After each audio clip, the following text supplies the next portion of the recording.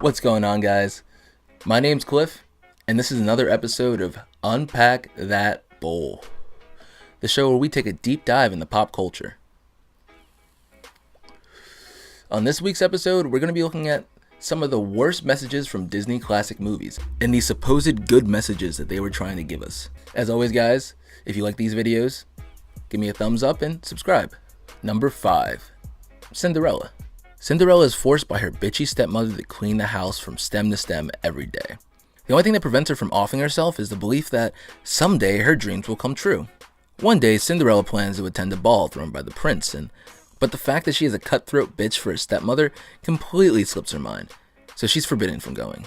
Luckily, it turns out Cinderella has a fairy godmother who uses her magic to hook Cinderella up with a ride, a beautiful outfit, and a pair of what would seem to be grossly impractical glass heels.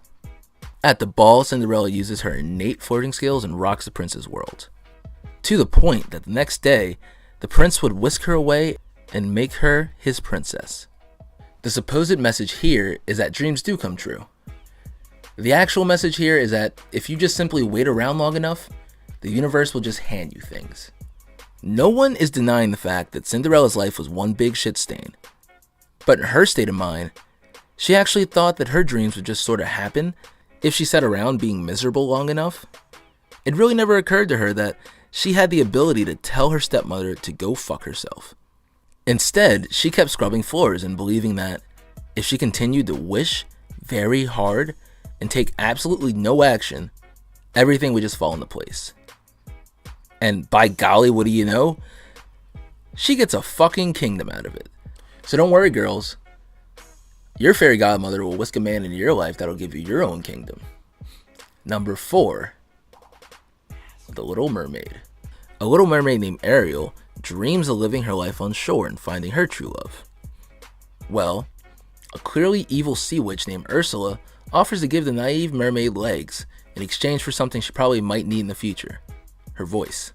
When Ariel makes it to shore, she realizes that the sea bitch screwed her, as her legs work with the grace of a drunken paraplegic and she can't speak at all.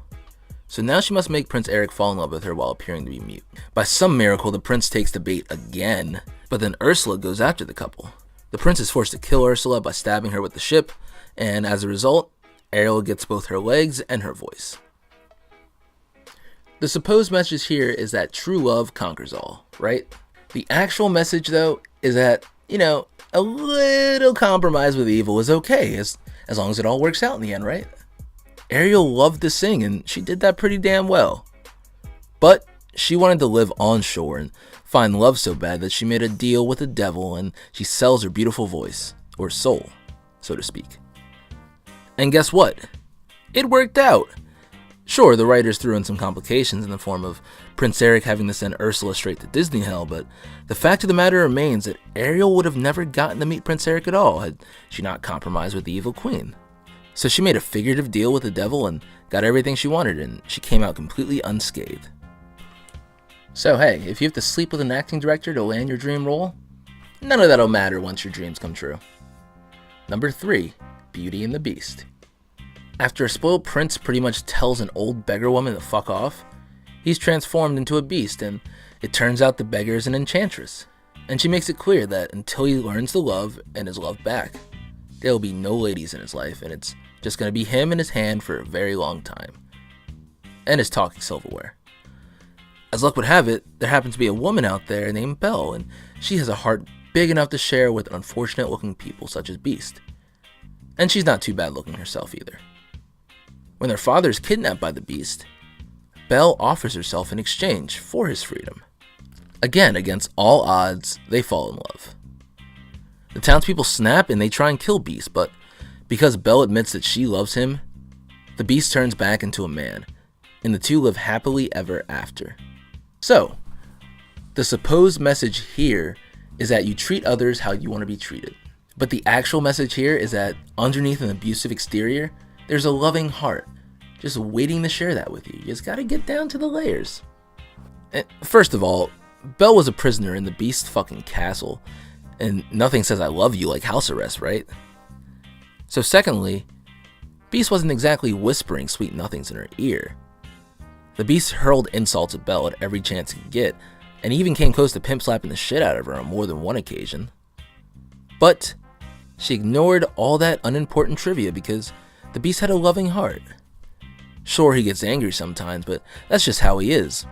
And in the end, he turned back into a sexy, romantic prince. So it's all good now. Her patience paid off, guys, and it will for you too, so just don't judge your man too harshly. Or call the cops on that nigga. You can do both. No, don't, just call the cops on him. The Hunchback of Notre Dame, number 2.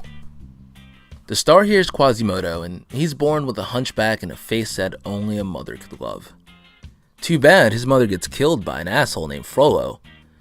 So Quasimodo moves into a bell tower of a cathedral and becomes a Hunchback of Notre Dame.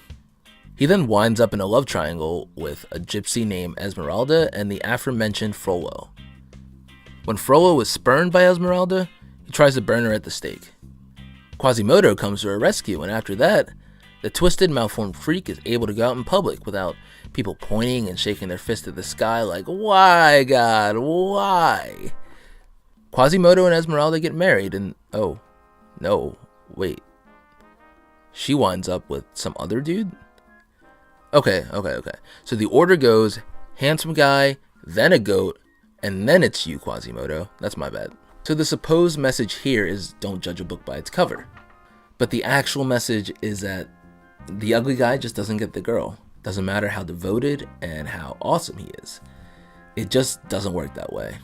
Sorry, fellas. From the first moment Quasimodo laid his misshapen eyes on her, the poor dope was madly in love with Esmeralda. They seemed destined for each other. French society had given both of them the finger, and they both liked sticking it to Frollo.